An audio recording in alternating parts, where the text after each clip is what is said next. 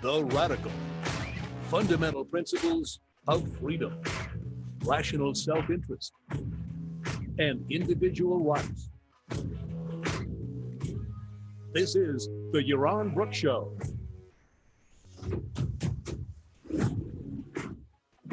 All right, everybody, welcome to Yaron Brook Show on this, what day is it? Oh, it's Thursday evening. It's late. Here in Puerto Rico, it's already 9 o'clock.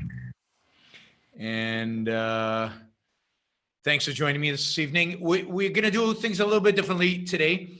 I'm going to be attending a conference in a couple of weeks put on by the Federalist Society in Arizona, in Tempe, Arizona, next to Phoenix.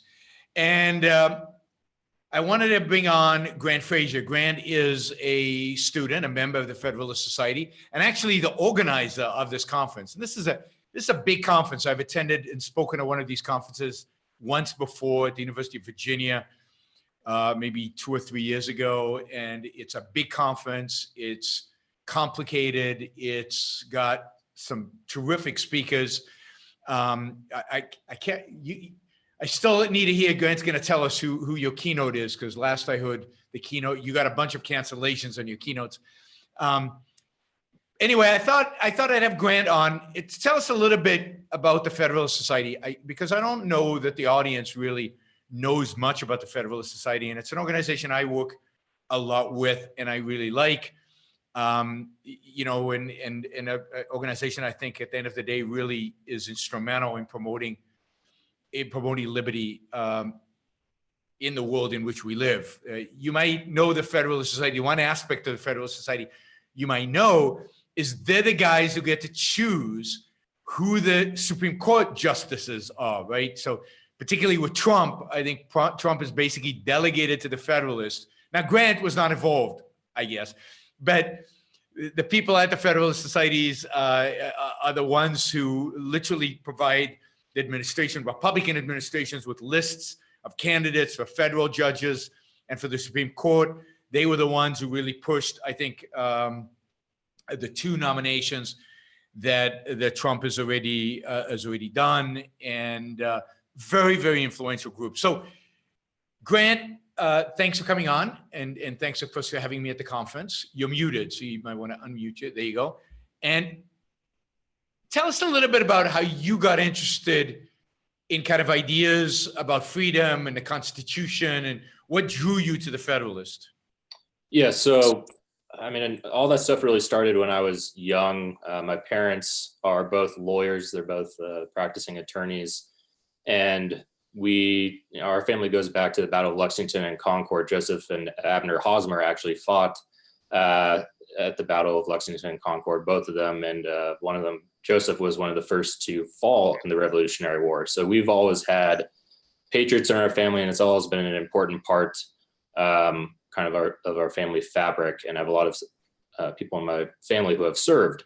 So patriotism has always been up front. I went to a small liberal arts college, Pomona College, which, as great of an education as I received, I was the only conservative in every single class that I was in. And that definitely gave me a good opportunity to have my ideas challenged, but it didn't provide what I would consider a fair fight, as far as having some type of forum to have both sides heard and really heard, not just one person say something and then have it drowned out by 15 people who are, disagreeing with you. So when I came to ASU at Student Org Day, I came across the Federalist Society. I hadn't heard of it before. I looked at the Constitution of the Federalist Society here at ASU. So we have our own Constitution that governs how we run as a student organization, and heard that it was the best student org on campus for putting on programming, and that the central idea, more than anything, behind the programming was to always have at least one speaker from each side of the spectrum on any given issue, and then to have a neutral moderator, and each side gets the exact same amount of time. So it's the motto is debate, discuss, decide. So it's not, we want you to come to our meeting and we're just going to bombard you with what we think, and you sit there and nothing else. It is a true discussion. There's always time at the end of the events, usually 15 or 20 minutes for lunchtime events, for Q&A. So you have the opportunity to challenge the speakers on whatever they've talked about. And I really viewed it as the forum that I wish I would have had in undergrad, that I was looking for, and there just weren't resources there. So that's one of the things that the Federal Society does an amazing job of. They provide great institutional support from their national office in DC, and also really helpful funding to help students at law schools run these events and bring in, top flight speakers that we probably wouldn't have access to otherwise. So it really is, it's a marketplace of ideas, and the underlying, goal behind it is that for the most, the FedSoc ideas are the better ideas. So if you present them in a fair forum, they will win out, and you don't have to, just subject people to constantly bombarding them with one point of view. So yeah, I mean, I've done many FedSocs events, and many of them have been debates, just as you described. Not all of them. Sometimes they'll do a talk, but often, even if they do a talk, they'll have a discussant, one of the professors. And often the discussant, even if he agrees with me, will kind of ask challenging questions just to show that there's an alternative view. And then, of course, the Q&As are great. And actually, my most watched video, I think, of all time on YouTube, at least, is a FedSocs debate I did at Yale University about a year and a half ago on inequality with a Yale law professor. And I think it's been watched by close to if you include both channels, it's on over 400,000 for a debate, for a long format. That's pretty amazing. And I mean, the FedSocs have always been put on incredibly professional events and incredibly valuable, valuable forums for discussion of ideas. So other than events, do you guys get together and just talk or study, or is it basically a forum to put on these kind of debates and talks? So I think it depends on which student chapter you're talking about. So I should say there are three different main groups within the Federal Society. There's a student chapter, which is based in law schools, and I think there's over 200 chapters now. And then there's a lawyers chapter, which is practicing attorneys, a lot of judges, people from the private and public sector. And then there's a legal academia division for law professors. And at least with the students, it's heavily dependent upon the students to make their chapters what they want them to be. Here at Arizona State, we have a very active chapter. I think we have over 90 paying members, and our usual attendance is over 100 for lunchtime events. Wow. And programming, as far as lunchtime events, is our main, I would say, is the thing that takes up the most time. But we also, I'd say once out of every 2 weeks, we have lunchtime meetings that are basically just checking in to see how people are doing, how their families are doing. Was there something interesting in class that came up? So those are just times that are kind of designated for us to get together as a group. And then more and more, we've been having networking events, which is really a strength of the Federal Society, especially when our group pairs with the Phoenix Lawyers chapter. That group contains the Attorney General for the state of Arizona, the Solicitor General, half of the Arizona Supreme Court, half of the Court of Appeals here, a number of the federal district court judges who have been appointed under Trump. They're all FedSoc members. So it's a pretty incredible networking opportunity if you go to the Phoenix Lawyers chapter events, which they usually give discounts for students and really encourage it. So I would say the value that you can get out of being in Federal Society is really dependent on what you want to make of it. But for some people, it's led to jobs, it's led to clerkships, led to legal academia positions. So it's a pretty incredible organization. That's great. So tell us, so you're doing, once a year, you guys have a national symposium, like a big conference with hundreds of attendees. Tell us about the one that you guys are planning at ASU and what the theme is and what you expect of it. Yeah, so March 15th and 16th, which is a Friday and Saturday, the symposium will be taking place. And actually, public, right? It's open to public? So it is open to the public, although you have to pay. So there's a registration page on the Federal Society's website. The front page is student symposium promotion. So, and there's a significant discount for students because it is the student symposium, but we also have, I would say around 200 practitioners and judges who will end up attending one portion of the symposium or another. So it's half a day Friday. Start with registration. There'll be an opening keynote by Professor Richard Epstein from NYU Law School. That'll be fun. He's great. He's really yes, very good. I think one of the 20 most cited law professors of the last 100 years, and a a big person in the realm of law and economics, which kind of brings us to what the theme of the symposium is, which is the resurgence of economic liberty. This, I think, would have been a timely subject regardless of where the symposium was held, but especially for people in Arizona and our current governor, Doug Ducey. The platform that he's run on during his first term, and then recently as he was reelected, has been economic liberty. It's been trying to decrease the amount of regulation, trying to bring new businesses to the state by driving down taxes, and also trying to get rid of kind of nonsense licensing programs, like for people who want to run blow dry hair bars. Yeah. Things where they needed like 1,000 hours of training and education to be able to do that was ridiculous, and it was keeping people from entering those professions. So that's something that has always been on the minds of people in Arizona, especially FedSoc people, and that we care deeply about. So that will be the general theme, and then the 5 panels and the keynotes will relate to that theme. So Richard Epstein will give an opening keynote. The first panel will take place Friday night, and it's on basically the interpretation of the privileges or immunities clause. We have 4 scholars who come from different points of view on that, on the incorporation doctrine. And every single one of the panels will be moderated by a federal circuit court judge. So the first night, Judge Amal Thapar from the 6th Circuit, who's on the Supreme Court shortlist that President Trump sent out, he will be moderating that panel, and he will be joined by Randy Barnett, Kurt Lash, Rebecca Zeitlow, and Professor Alon Werman, who's a new professor here at ASU Law. There'll be a networking reception after that. And then Saturday all day, there's programming. So there'll be 4 panels. I won't go through all the details unless you would like me to, but some of the highlights, again, in addition to federal circuit court judges, we have State Supreme Court Justice Clint Bullock from Arizona. He's great. Who led Goldwater Institute and also led the Institute for Justice in helping found it. He'll be speaking on one of the panels. Arizona's Attorney General Mark Brnovich will be speaking on a panel that involves a piece of legislation, the regulatory sandbox, which is the first of its kind in the US. Again, just a lot of big name people, and it's pretty incredible to get them all in one place, about 40 of them for 2 days. And then there'll be another networking reception after those 5 panels are done. And then there'll be a banquet, a full 3-course meal where awards are presented to the top student chapters.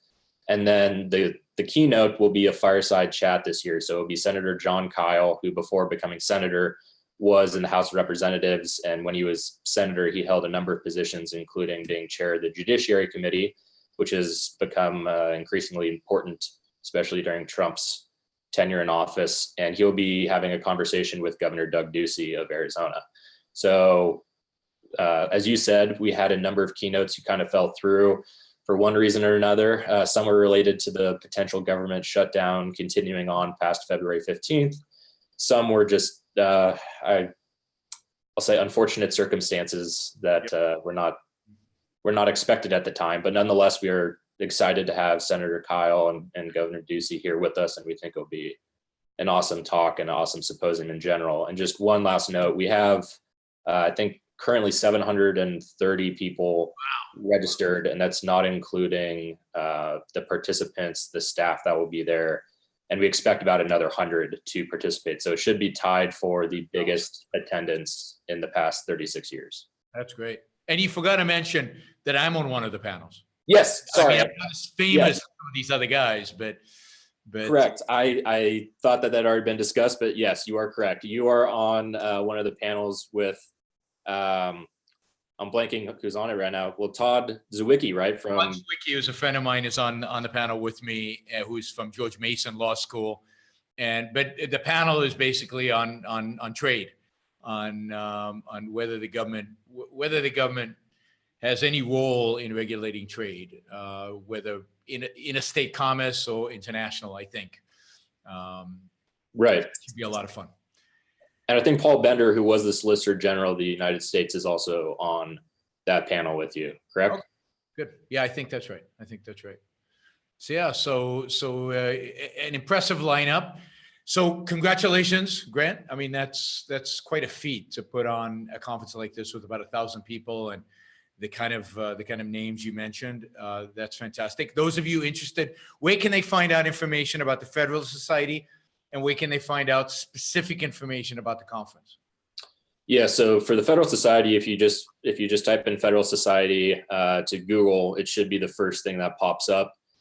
You can find out basic information about the conference, about the symposium on the Federal Society website. It is the first page, it's their opening page. It will be right in your face.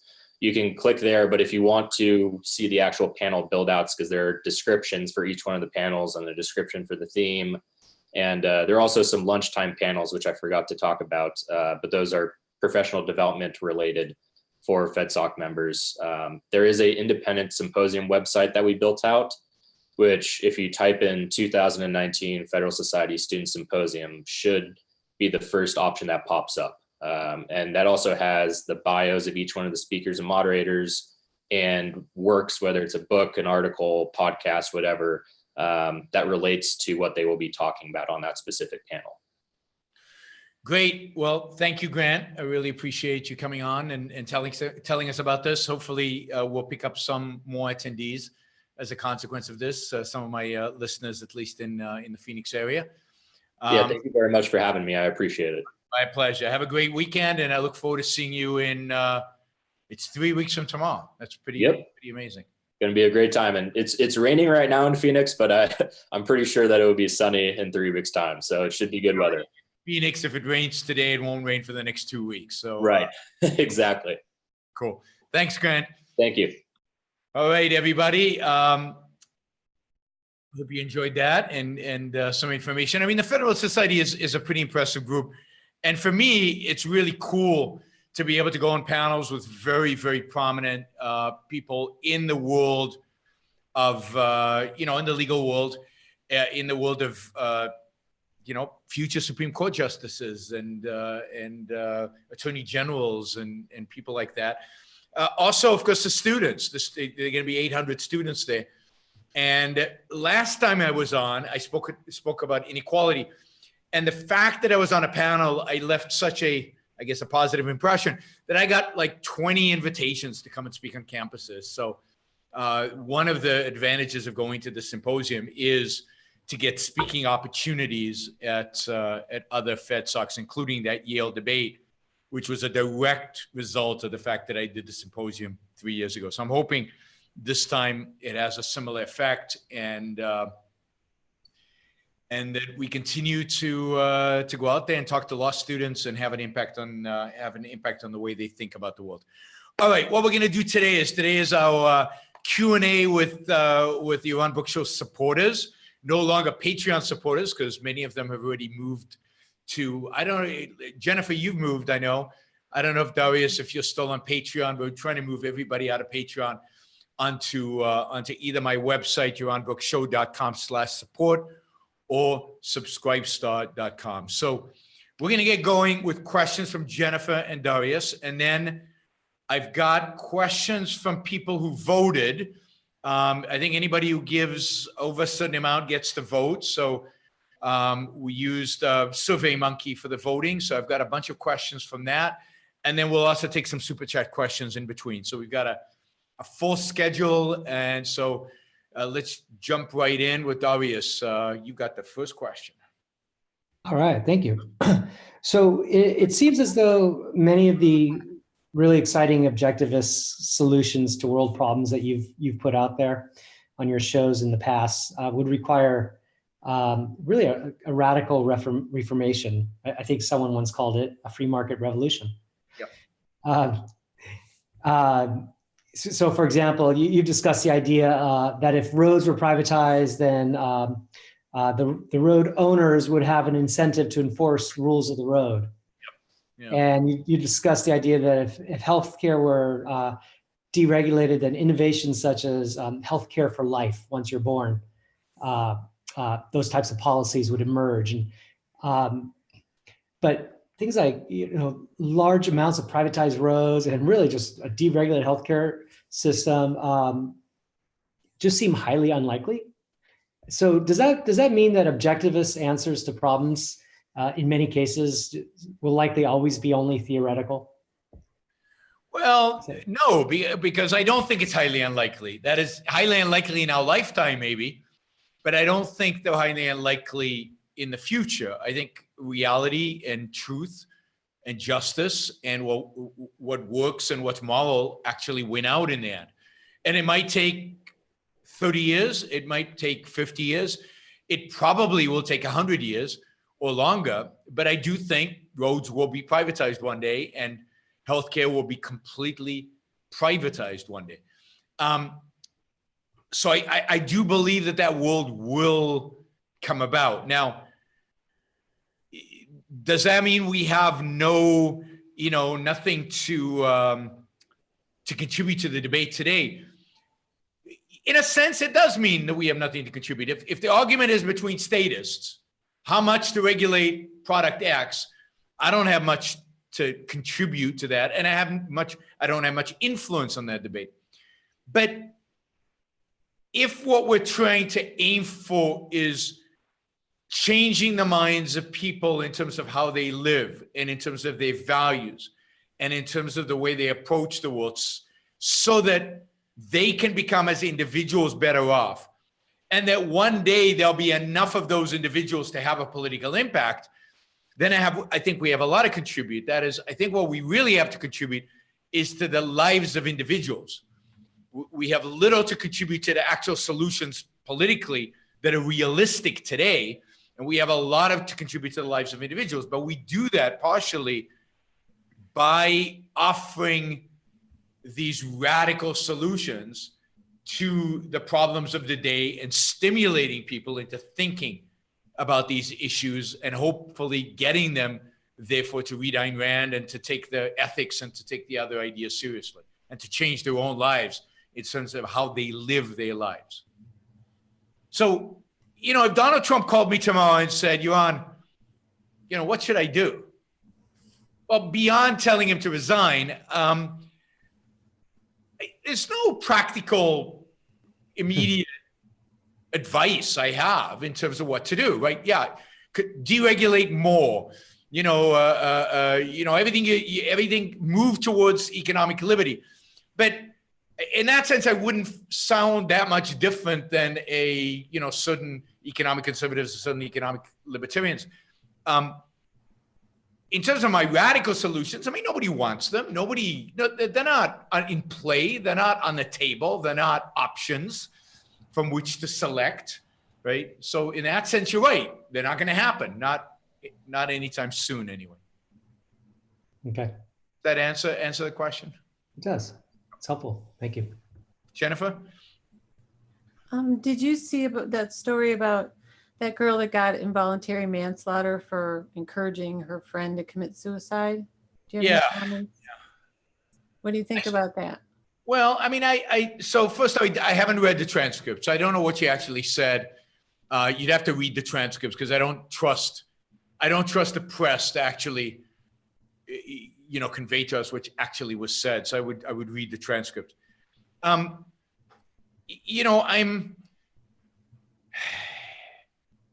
don't think you can convince somebody. I don't think if somebody's going to commit suicide, I don't think you convincing them is manslaughter or you encouraging them as manslaughter. So while she might be a horrible person to not try to talk her boyfriend out of killing himself, I don't think she is legally liable for that.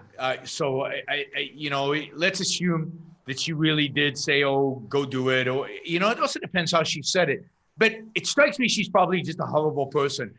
But I don't see how you convict somebody of manslaughter for that. Suicide shouldn't be a crime. So it's not like she killed him. It's not like she encouraged him to do what he was doing already. I don't think you can, I don't think you can convince people to commit suicide or incite people to commit suicide. I have to think about it. I'm not sure, but it strikes me as far-fetched, the verdict, while I think one has to morally condemn her for doing what she did. I'm not sure if there's legal remedy there. So you're saying he had the right to do that anyway, unlike murdering someone else, which obviously you don't have the right to do. Yeah. So that You never have the right. So if I incite you and I tell you, go kill Darius and go slit his throat, and you get all, then I'm part of the conspiracy to kill Darius. It's still mainly your fault, but I would also be tried as a conspirator, as a co-conspirator to do it.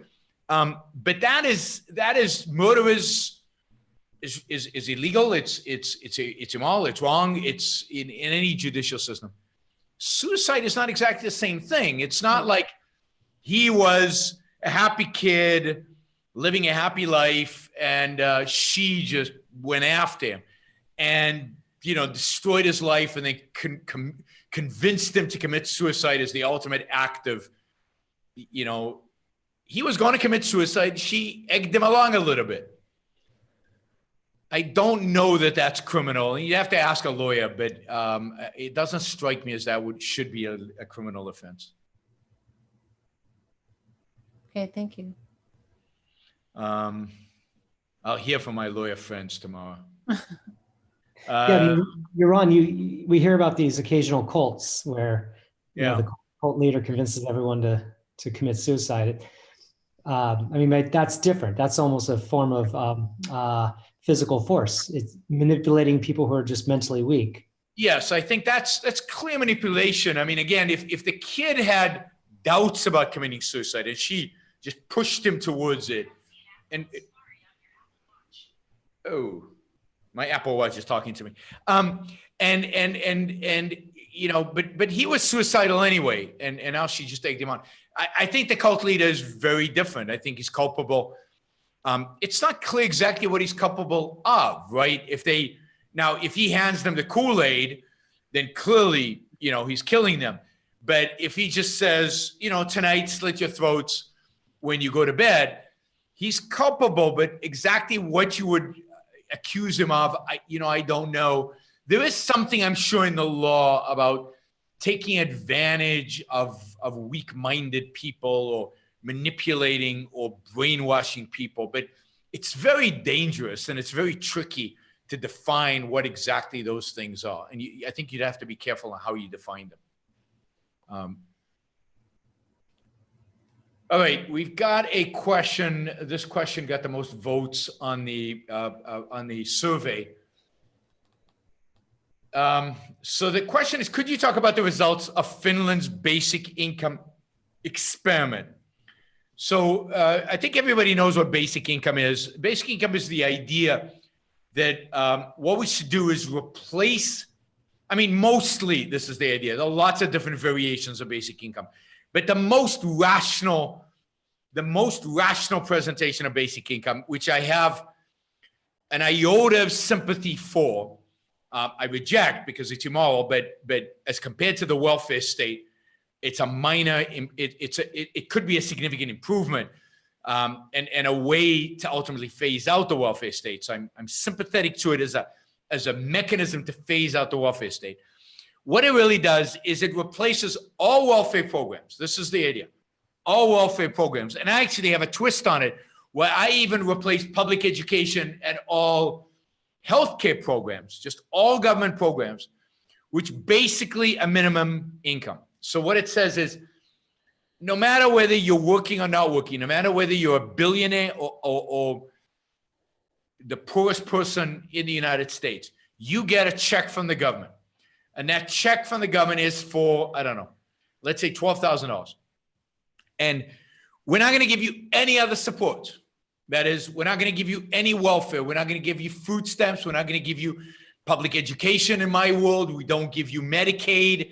We don't give you anything except this check, and everybody gets it. Now, the reason everybody has to get it to make this work is that one of the problems with the welfare states, one of the practical problems with the welfare state is that the marginal tax for getting a job, if you're on welfare, if you're non-employed, is massive, right? So let's say right now I'm getting welfare and I'm getting all kinds. I'm getting 50 different programs. I'm getting checks. I'm getting food stamps. I'm getting unemployment insurance. I'm getting a bunch of money. None of that is taxed, zero tax. And let's say total, I don't know, I'm getting $15,000 equivalent, $15,000 in benefits.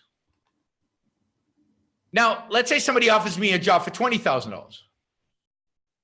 Well, $20,000 minus taxes, minus Social Security taxes, Medicare taxes, how much does that net me versus the welfare, right? And I'm going to lose the welfare, right? Because once I have a job, I don't get the welfare. So the incentive to work is gone. Whereas if everybody, because the work I could actually be worse off by working than staying on benefits, because the benefits are not taxed and because I lose the benefits when I gain the work. The basic income, universal basic income, is a mechanism that, even if you get the work, you still get the benefits. And the idea here is that this encourages the incentive to work, because you're not losing anything by getting a job. You're not giving up anything by getting a job, because all the welfare benefits are gone. You're getting that flat rate check. And now anything you work is additional. It's above and beyond the check that you got. Right? So the idea this would encourage work. The idea is also that it would encourage risk-taking. It will encourage entrepreneurial activity, because look, I'm getting my $15,000 check from the government no matter what. So if I invest in a small business and if I lose anything, I'm still going to get that $15,000 check from the government. So it increases the incentive to entrepreneurship. It also, from a free market perspective, it completely eliminates the bureaucracy. That is, all those hundreds of thousands, probably millions of government, state, federal, local employees who administer welfare, who do all the stuff that welfare programs do. They're out of jobs. They're gone, because that is replaced by one check that people get, and that's it. Right? Social work would have to be private. There'd be no state-funded social work. All of that stuff would be privatized, and people would have to pay for it, or it would be through charities. So that's universal basic income.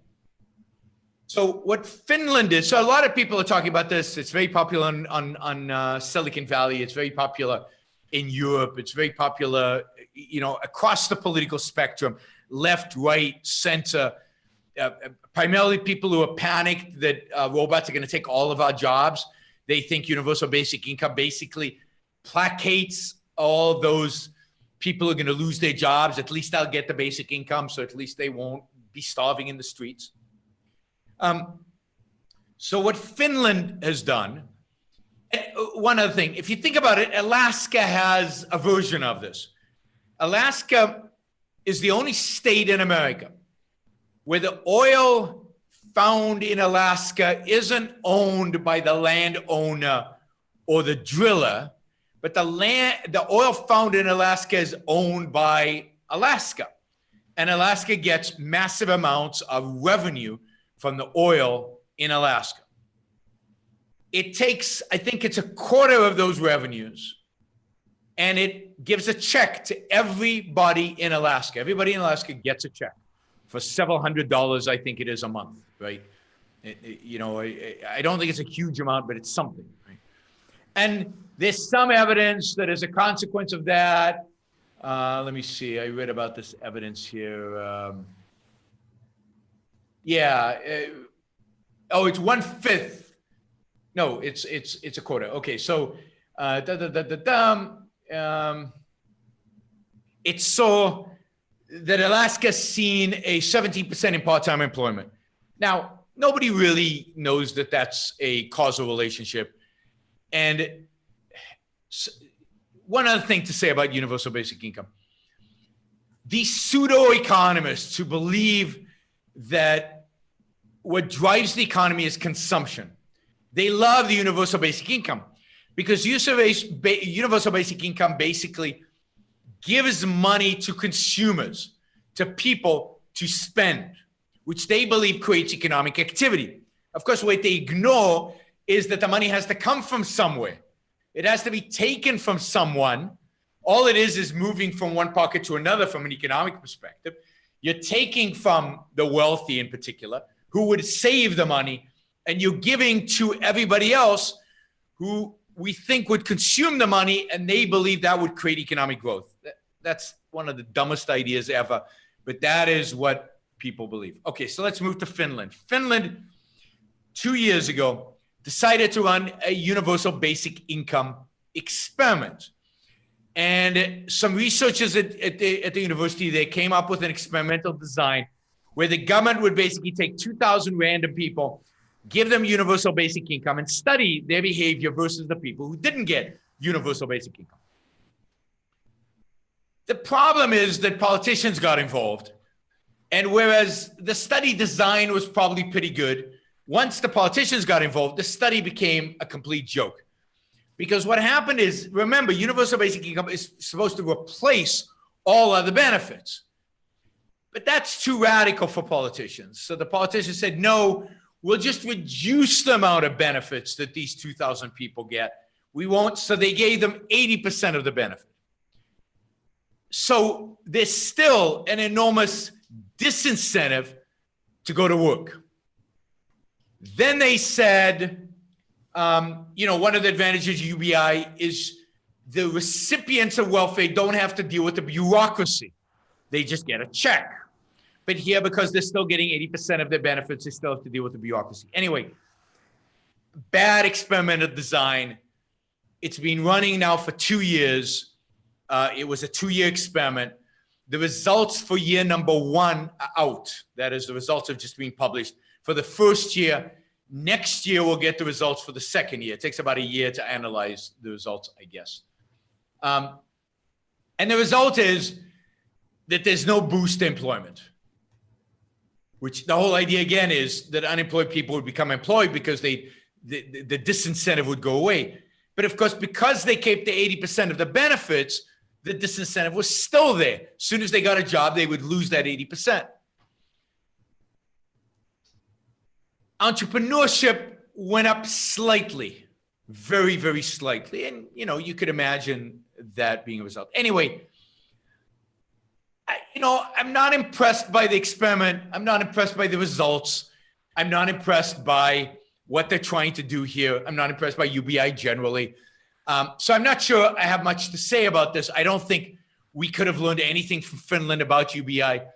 I think if you actually ran a proper UBI experiment, you probably would see an increase in employment because I think incentives matter. And if you create disincentive to work, people will likely not work. And if you create incentives to work, they probably would work. So I think you just have to design the experiment right. But of course, what happens in the media is nobody actually reads the study. Nobody actually looks at what actually happened. Nobody actually analyzes anything. So the headlines are that UBI is a failure because people didn't go to work. No, the problem is they didn't test it. Yeah, go ahead, Darius. Yeah, can I ask a follow-up question on that? Sure.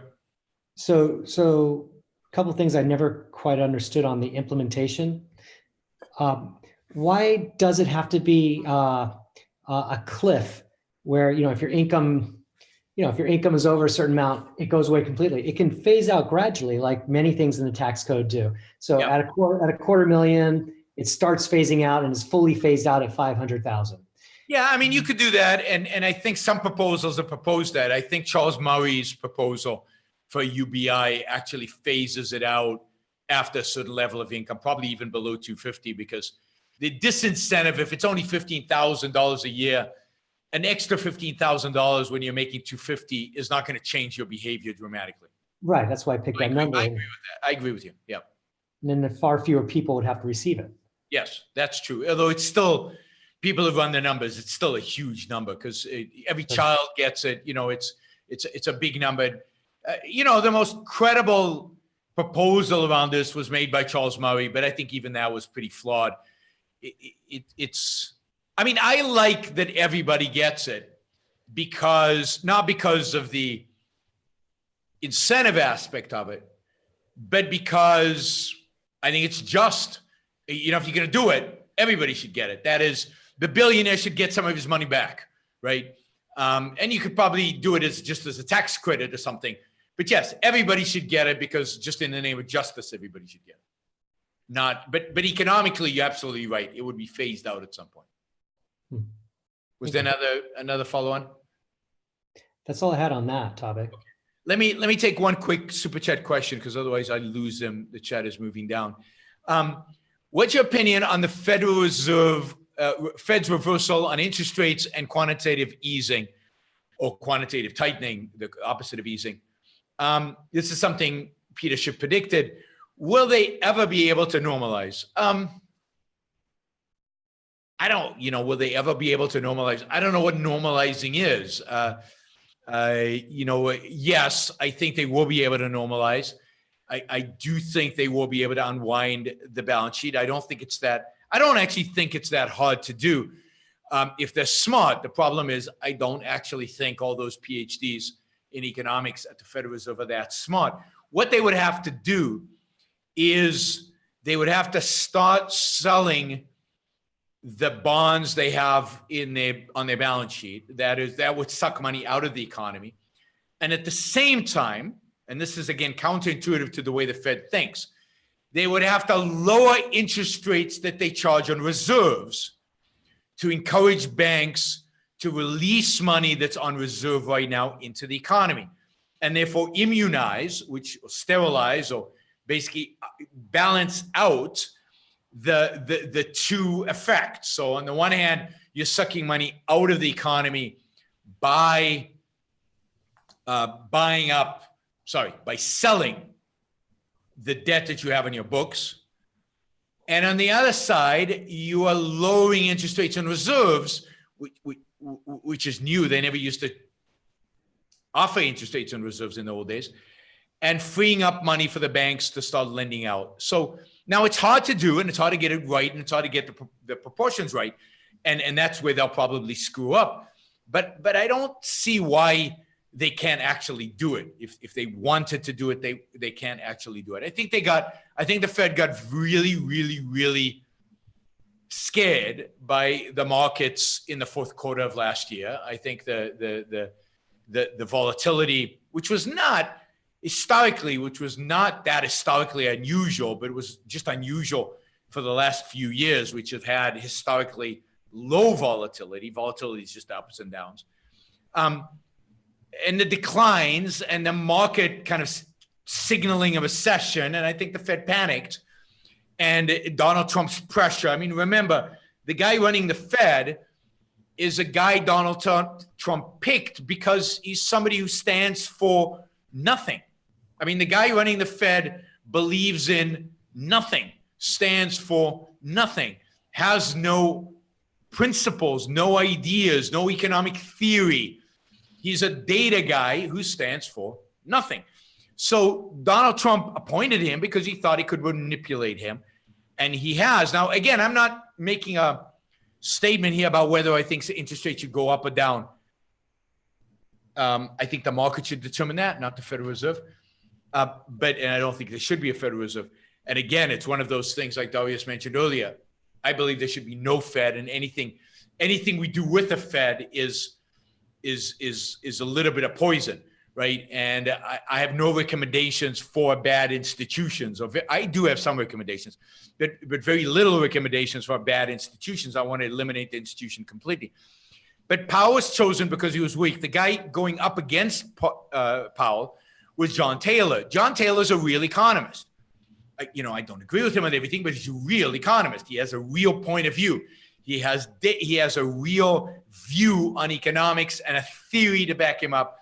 And he has something called the Taylor rule, which he would have used to guide the decisions about interest rates and about undoing QE.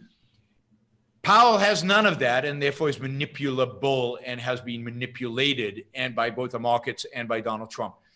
I actually thought that the Fed would raise interest rates too high and would drive the economy into recession, as I think it usually does. So the fact that it hasn't done that is kind of interesting, and I'm not sure exactly what to expect now in terms of what is going to happen in terms of the economy over the next period. I assume Peter Schiff is still predicting the collapse of the dollar and inflation. I just don't see any of that happening. The dollar, I don't believe, is going to collapse. I don't see large-scale inflation on the horizon, although small-scale inflation is always with us by the very nature of the Federal Reserve. I am much more coming to the conclusion that what we're in for is a death by 1,000 cuts. That is so slow economic growth, just stagnation, just nothing exciting happening. And I think you could see long periods of that with maybe mild recessions and mild recoveries and nothing really on either side of it going. I just don't see anything in the dynamic of the global economy that would generate a massive collapse of the dollar or the mass destruction of wealth on a scale that I think Peter Schiff sees it. It just doesn't appear. Somebody writes that Krugman is calling for a recession. Yeah, Krugman calls for a recession periodically. Krugman often advises policy to create recessions. Krugman actually suggested in 2002 that in order to prevent the recession of 2002, the Fed should lower interest rates and create a housing bubble. It's actually what he suggested. So yeah, Krugman is nuts, and he's not an economist anymore. All right, Darius. Thank you. So could you explain what the objectivist viewpoint is of the concept intuition? Wow. Okay. So, as I understand it, intuition is what I think some people call Coleman. I think Coleman, the psychologist, who does a lot of economic stuff, calls fast thinking. So intuition is a very, very fast assessment of the situation and a conclusion without actually consciously going through the actual thoughts. So it's like automatized actions, right? So I can drive a car and somebody's swerving towards me. I don't think about what to do, right? I just act, and I act based on, hundreds of thousands of hours probably of driving experience. I act on past occurrences based on that. I act to conclusions that I've come to. I act based on kind of the thinking and the practice that I've had in the past. If you're a violinist and you're playing Beethoven's violin concerto for the 50th time, right, with an orchestra, yeah, you have to practice a little bit, but once you're in the moment and you're playing it, you're not thinking about it. You've done your thinking. The thinking is there. Now it's just playing it out. It's the automatization of it. And I think intuition is the same thing. Let's say you have an intuition about a person. You meet a person and you have that first response, he's a bad person. What's that based on? That's based on you having met hundreds of people or thousands of people over your life, assessing who's good and who's bad, why they're good and what's bad, and what are certain characteristics that are associated with good and bad, right? And all of that being automated and resulting in a quick judgment on the spot about whether a person is good or bad. Now, you have to be really careful of those quick judgments because they can often be flawed. But as a first quick assessment, they're not bad. And the more experience you have with a particular topic, the better you are, like with the violin or with the driving, the more experience you have at doing the thing that you're doing, the more accurate or more likely it is going to be that your intuition, what's called the intuition, this fast thinking, is going to be accurate. But you don't want to count on it because it's like emotions.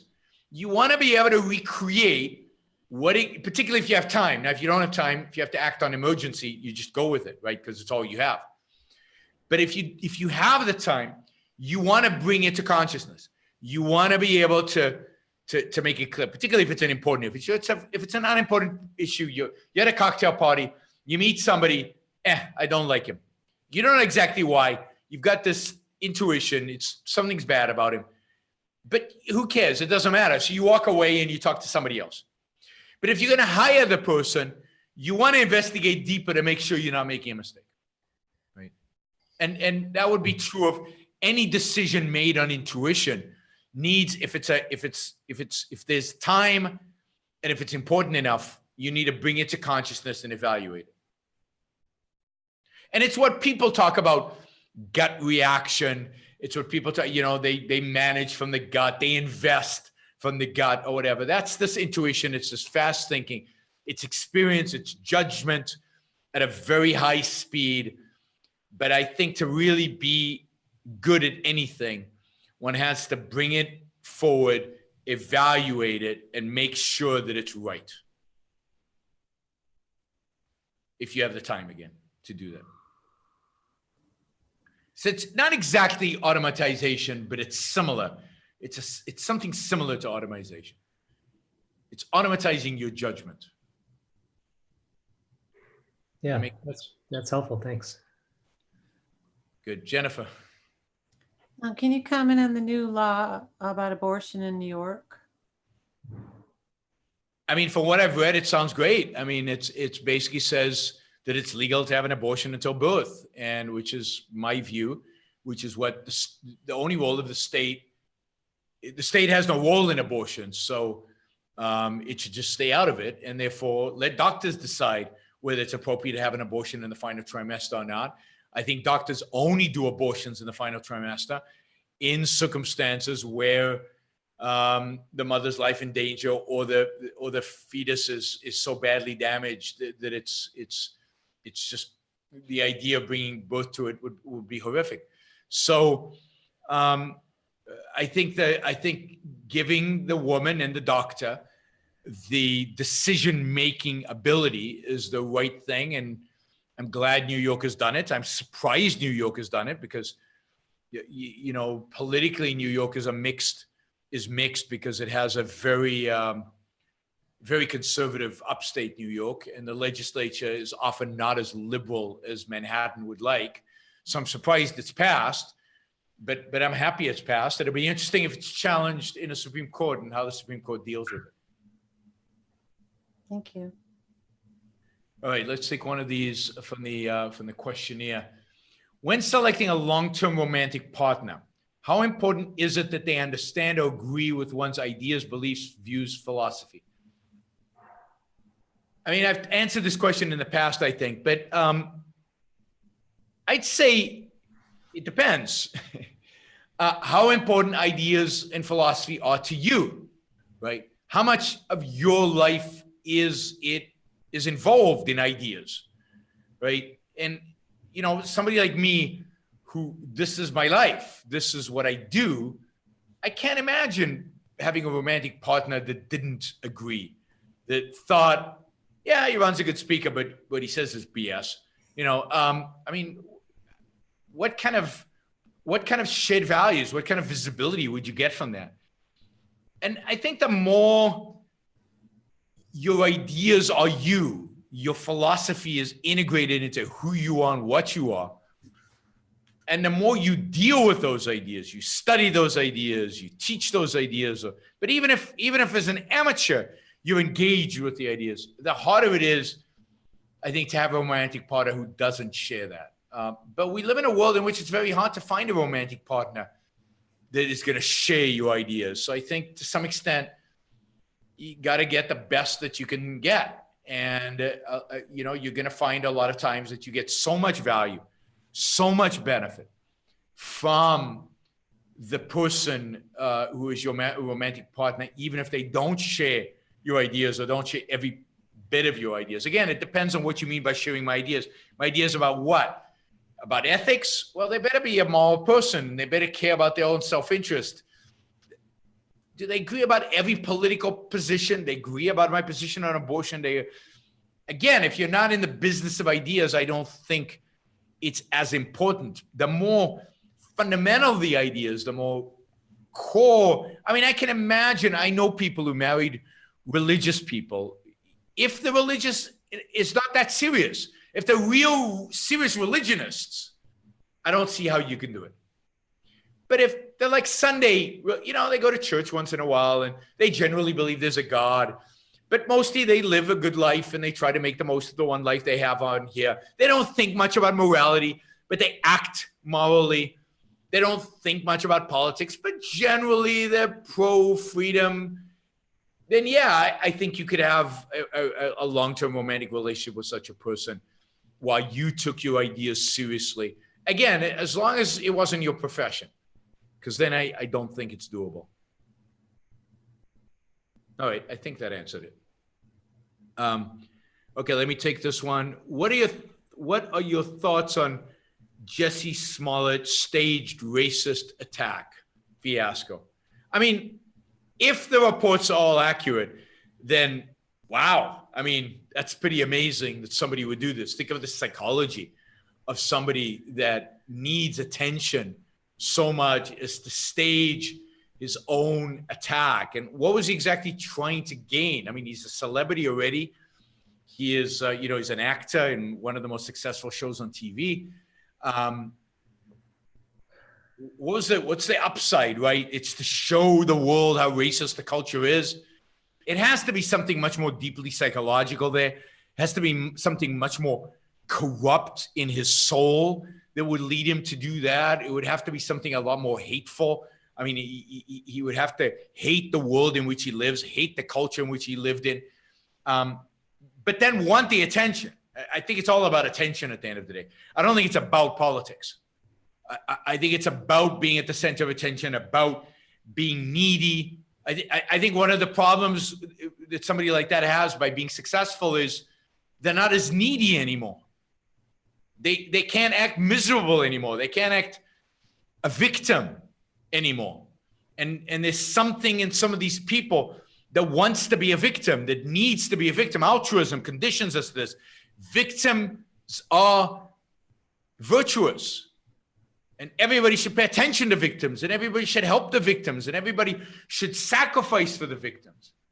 So it's a kind of a sick psychology mixed in with altruism, needing attention, but needing to be a victim, needing to be perceived as a victim. So pretty sick. All right, Darius. Okay. Hey, I've always been curious if you only pay 3% tax, total tax in Puerto Rico, 4%. 4%, sorry. How do they maintain government services like roads and infrastructure on such low revenue? Well, because I'm the only one who only pays 4%, right? Or there are very few of us who pay only 4%. The actual citizens of Puerto Rico are screwed. Okay. They pay full taxes. They pay like 30%. I think the top marginal income tax rate here is 30%. Corporate taxes in Puerto Rico, normal corporate taxes are the highest in the Western world. They're the highest anywhere. They're 48%, something like that. I think they just lowered them by 2 points or something to 47 or 46. Okay. So yeah, this is a special deal for Americans moving to Puerto Rico. And you have to establish you have to be engaged in particular kinds of activities and be producing particular types of revenue and structure your businesses in particular types of ways, which I qualify for. People like Peter Schiff had qualified for. So there's a wide array of businesses that qualify for this, but it's under a special tax code that allows for this. Tempting. All right. Yeah, it's very tempting, particularly from California. Jennifer. You know, we've talked about before, like sports people, entertainers make a lot of money and nobody says anything. Yeah. But if a business person does, they complain. And we were saying, because it's not as concrete a thing, but like something like the iPhone, I mean, it's right in your pocket and you use it all the time. That's concrete. So why does it still happen like that? Well, because people still believe that the iPhone is made by those people in China who assemble it, right? It's really hard to hold in your mind the genius of Steve Jobs, right? Or the genius of oh my God, the guy at Amazon. Bezos. I mean, what's the big deal? He's got a website and he sells stuff, and people deliver the stuff, and people still produce it. All he's doing, he's got a website. I mean, and he's the richest man in the world for having a website. I mean, give me a break. That seems silly. People have a really hard time holding what it actually takes to strategize, devise, design, create, build, manage, employ, construct a business, and a business on that scale. It's so abstract. It's so removed from their experiences. What they get is the physical activity of constructing stuff. And we've all done woodwork. We've all done what's shop in school. We've all cut wood, and we know physical labor. We know what that's about. So we see a basketball player. Yeah, we get that. We know how that's done. Yeah, wow, I couldn't do that. That's pretty cool. We know kind of about acting. It seems pretty cool. But the guy just sits in an office. What does he do? He doesn't break a sweat. And yeah, they gained some appreciation. Yeah, Steve Jobs was good at marketing. He gave a good presentation. He wore those turtleneck shirts. Really, he was good in them, right? He had the dramatic flair. But they don't get the sheer genius of what it takes. And it's why it's so easy to demonize Rockefeller and Carnegie and Mellon and all those guys. And bankers are the worst because they're the most abstract. And it's hard. It's hard to do, right? It's hard to. And then businessmen will come out and say, like Bill Gates just did 2 days ago, 3 days ago. Oh, no, I didn't do anything. It was luck. It was genes. I didn't do anything. Just happened to be in the right place, the right time kind of thing, right? I mean, really? So it's reinforced by the businessmen themselves. And that's the power. That should be what art gives us, right? Imagine a TV series that wasn't just about lawyers and doctors, because nobody doubts lawyers and doctors, particularly because we see them on television. We see what they do, and wow, that's cool. Ooh, I couldn't have thought of that. That's a really interesting question he just asked the witness. I wouldn't have thought of that.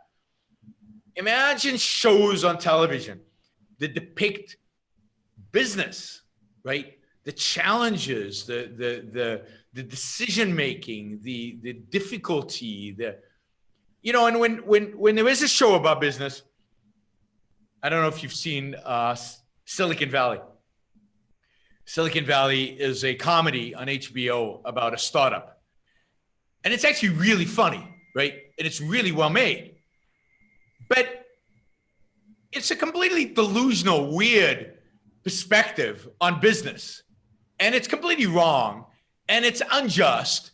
And it just reinforces many of the stereotypes. Oh, a bunch of geeks sitting around, and one of them has to be a genius. So he writes code that changes the world. And now it does show a little bit about how it's difficult, even though you have the code to actually create a company. But it does it through humor, so you don't get the drama and the achievement and the beauty and the magnificence of what these guys do. And think about what Ayn Rand does in Atlas Shrugged, which is so unique. She concretizes Reardon's achievements. She concretizes what a creator and a builder does and how hard it is and how, you know, how difficult and how challenging and how interesting and how much of a genius he is. Or Dagny, how she can drive a railroad and get the tracks laid, and how she has the strategic overview to think about how to tag out transcontinental. But you need a novel to concretize that. It's very difficult if it's not concretized by a work of art. This is the power of art. This is why art is so important. Art's job, in a sense, it doesn't have a job. The only purpose of art is to contemplate it. But it concretizes for us very abstract concepts. And one of the things art like movies, plays, opera, and novels in particular could do in a rational world is concretize for us the abstract heroism of business. And as long as we don't have that art, forget about it. You know, people are never going to get it. It's too hard. It reminds me. Yeah, go ahead. That old show Dallas. They used to. They were so evil, shown as being so evil. These businessmen. It was terrible. Yeah. I mean, it was so ridiculous. It was comedic, really, but some people probably took that seriously. Yeah, I mean, there've been a few movies here and there, but it's so rare. It's so rare to see a positive projection in a work of art that really captures what it means to be a businessman and what it means to be successful in business and how that creates value. Hey, Yaron, what you've been saying actually has an interesting application to the field that you and I work in, investing. Yep. I'm sure you run into this type of investor fairly regularly. I do. They don't feel comfortable in anything unless if it's tangible and physical. In other words, real estate. Yes. It's the classic real estate investor mindset. It just feels real and tangible to them, and they understand it, they get it. And stocks are just this kind of ephemeral, just absolutely. And I thing you can't trust. I think finance generally is ephemeral for people. You know, what banks do, I've written about this extensively. All of that is very abstract, and people have a hard time holding the abstract. Again, why art is so important. And why when art depicts businessmen and financiers as evil, that sticks. Oh, I get what they do. They scheme and cheat and lie and steal. It's easy, and they don't have the alternative. This is why Hollywood is important. This is why art is so, so crucial, particularly the conceptual arts, the arts that actually tell a story and actually create characters. All right, this is kind of an interesting question. Okay, so he says, Paul asks, dramatic change in a culture appears to take an activist organization like the civil rights movement, plus an active challenger of the old culture, let's say Rosa Parks. How can the objectivist and the Tea Party movements challenge the existing altruist culture? And what might be the active challenge and challenger? So first, I guess I find it bizarre that you would put the objectivists and the Tea Party movements together, because I don't view them together at all. I mean, why would the Tea Party movement challenge altruism? There's nothing about the Tea Party movement that I saw, and I spent a lot of time with the Tea Party movement, that suggests that they had any interest in challenging altruism, or had any understanding what altruism was or what the alternative would be.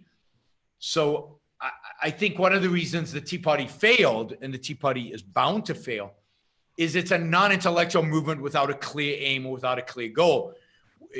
So I don't see how the Tea Party can ever challenge the old culture. With the objectivist movement, I think the active challenge is from an activist organization, call it the objectivist movement.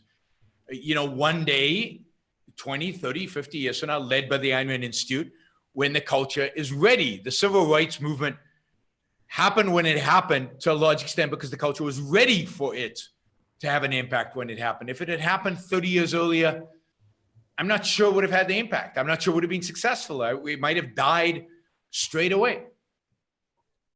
And who the active challenger is, it would have to be a businessman who stands up in front of Congress and says, I will not be questioned by you. You have no moral authority over what I do. Your laws are bogus, arbitrary, and I do not recognize them. I follow them because I don't want to go to jail, but I will not sit here and listen to a bunch of ignoramuses who have created nothing, built nothing, employed nobody, and only dedicated their life to the destruction of value, question my business acumen and question my marketplace. That is the equivalent of Rosa Parks, because it has to be, the men of ability have to stand up and say, enough is enough. I don't recognize your moral authority over me anymore. And the most obvious men of ability in this context, the most obvious men of ability in this context are businessmen. So the challenge would have to come from, the challenger would be the business community, the business, individual businessmen. The movement would be the objectivist movement, led by an objectivist organization, maybe the Admin Institute, maybe other objectivist organizations in the future. But it's way, way, way too early for that. It's way too early for that.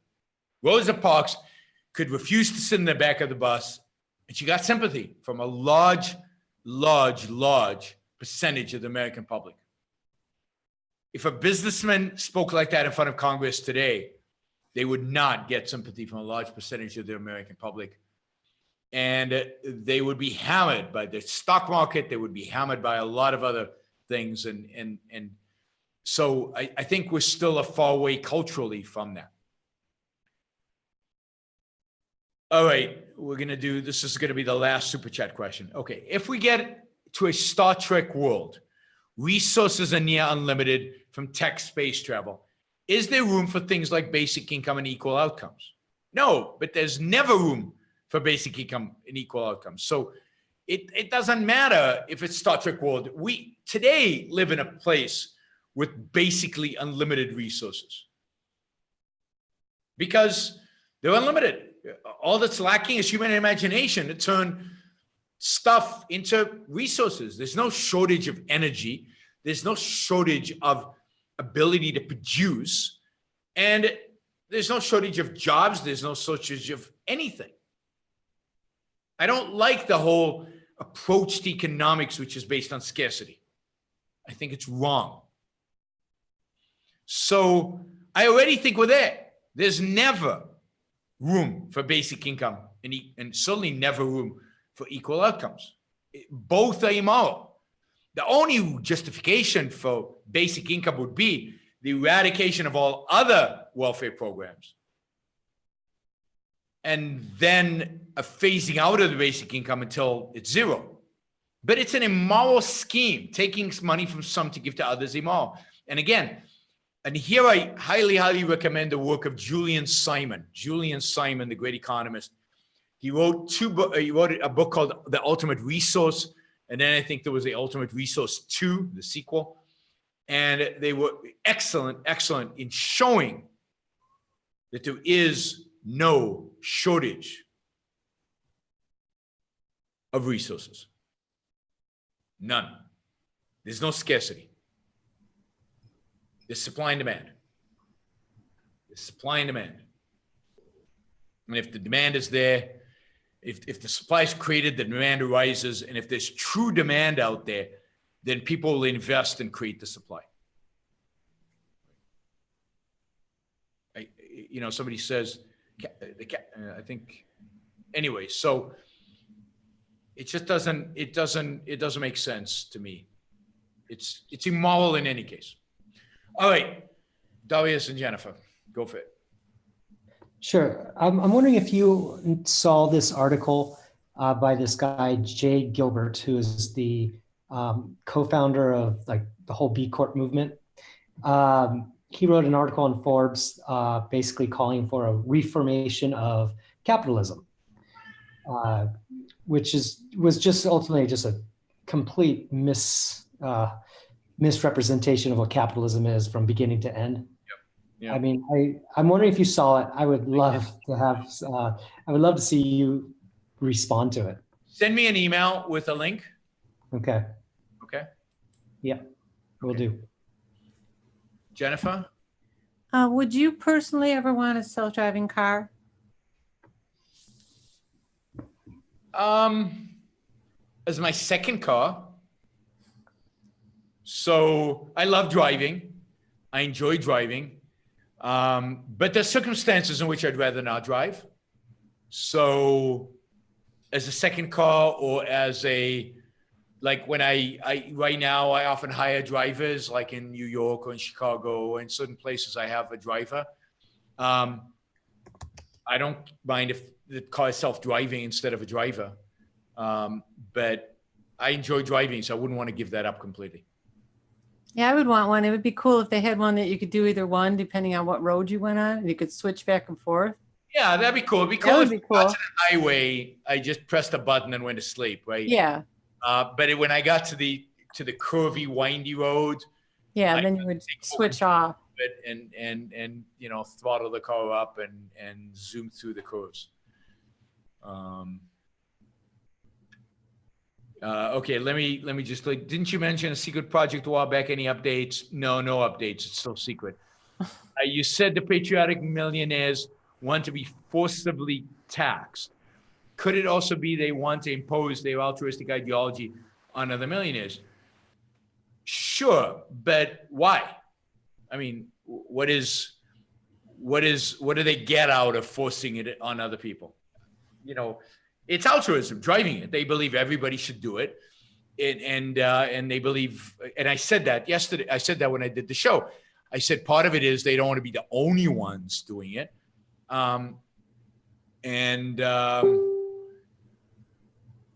So I think it's a combination of, they want to be forcibly taxed because they believe it's the right thing to do. And they want other millionaires to be forcibly taxed as well. Absolutely. But it's for the common good. It's for the greater good. And they really rationalize that. They really convince themselves that that is the justification for it, other than the self-hatred and the guilt and all of that, which is the real reason. All right, Darius. And let's see, we got about 10 minutes, so we'll make this the last round. No, I don't have anything else. You're on. What email should I use? I'm sending it to you now. Thank you. Jennifer, do you have anything? In a war, is it ever better to take prisoners than to just kill everybody? Is that ever like a better strategy for some reason? Yeah, because if you're known for killing prisoners, then the enemy never surrenders and they fight to the death. So you don't want an enemy that wants to fight to the death. You want an enemy that surrenders, because that saves soldiers on your side. So, yeah, it's why you don't give the death penalty on every crime, right? I mean, there are other reasons. Well, one of the reasons is, so for example, if you had a death penalty in rape, then when the rapist raped the woman, he'd kill her, because everything else is constant, right? Because there's no difference, right? He's going to get the death penalty anyway, so you might as well kill her, right? So you don't want to create desperation among people on the other side. You want to give them an out, in a sense, and surrender is a good out. And knowing you're going to get less a sentence if you don't kill the woman is good. It provides a marginal incentive not to do it. Right. Thank you. Sure. Let's see.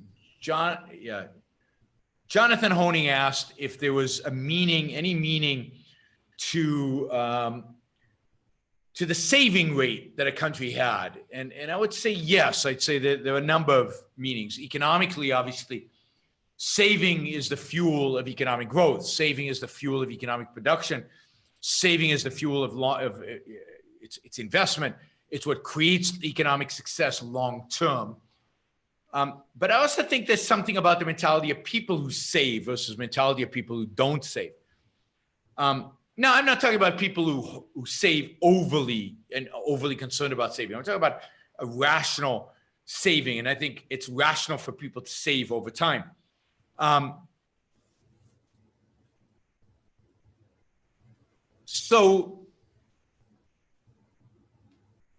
Saving reflects a long-term mentality. It reflects thinking about the future. It reflects a culture where people care about more than instant gratification.